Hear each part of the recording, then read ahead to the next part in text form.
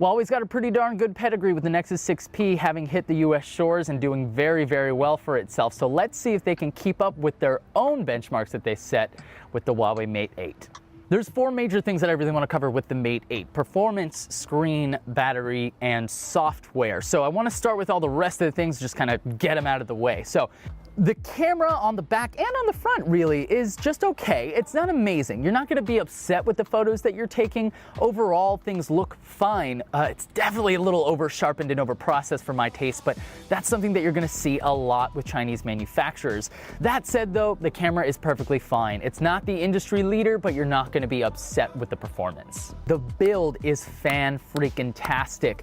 We know what Huawei's builds tend to look and feel like, and since this is very similar in size and quality in terms of price point as the 6P is, we kind of expected a lot of this, but I didn't expect the chamfered edges. I didn't expect it to feel so nice in the hand. I didn't expect it to feel like a really quality slab of hardware.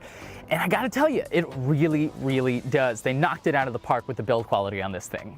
The Kirin 950 is an octa-core processor in a big little formation, and that means there's 4 processors clocked at 2.3 gigahertz and 4 smaller processors clocked at 1.4 gigahertz. I was not able to get this thing to stutter for me even once. Launchers, games, movies, downloads, updates in the background. I just can't get it to think twice about a single thing. And what I think is really telling about this thing is that in the benchmarks, it beats Samsung's top-of-the-line Exynos right now. This phone literally sits on top of the Antutu benchmark scores. And I gotta say, I'm not a benchmark guy, but it really shows on the Mate 8. Part of the reason that I think the performance is so fantastic is because that screen on the front. That's the other big thing that I really want to talk about. The screen on the Mate 8 is a 1080 screen, okay? The PPI is still very high. You're still not going to see pixels, but this is not the highest resolution screen that you're going to see on the market. And you know what? That's actually kind of okay here. The other place that that lower resolution screen comes into play is that battery life. And that battery life is exactly what I meant to say. You can get 2 days of use out of this thing, no problem. You can get this thing to last all week if you really want it to. This should be the gold standard moving forward in terms of battery life. Very impressed. EMUI, I don't use this phrase lightly.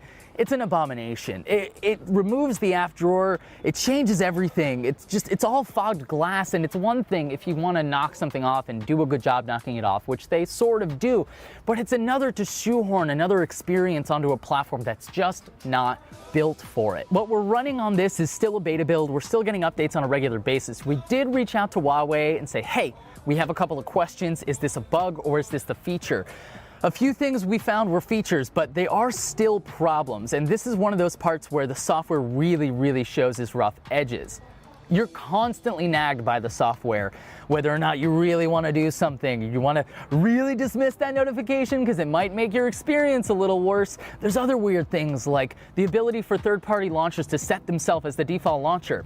Doesn't work. You have to dive all the way into the settings, which is, I'm not joking, about 5 layers deep to change your actual default home screen. I actually had to reach out to David Ruddock from Android Police to figure out where the hell that setting even was. This is the #1 thing that I'll tell you about this phone that really, really sucks. And for me, it really is a big sticking point, and it almost made me tell you not to buy it. But I'm not gonna do that. The software isn't a deal breaker in the Mate 8.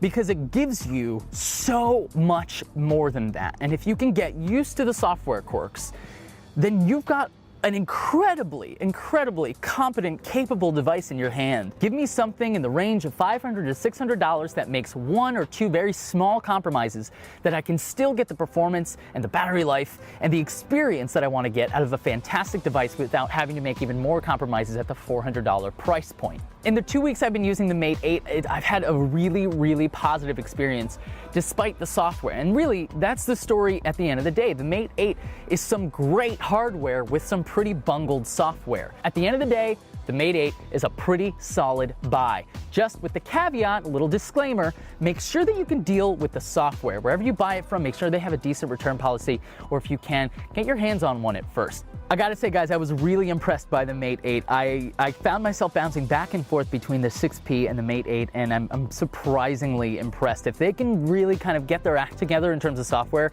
I'm very excited to see what else we can expect to see from them throughout the rest of the year. Let me know in the comments what you think about the Mate 8. There's a like button for you to click on if you enjoyed this video. There's a subscribe button to click on if you want to get more videos like it. And of course, you can also tweet me at MarkB if you want to have a quick conversation, whether it's 2 a.m., 2 p.m., doesn't really matter. Just let me know what you think. I love talking with you guys. You make my life a lot better. Thank you guys so much for watching. Be kind to one another, and I'll catch you in the next video, I think. I hope I'm in the next video. If I'm not in the next video, this is going to be an awkward conversation to have later.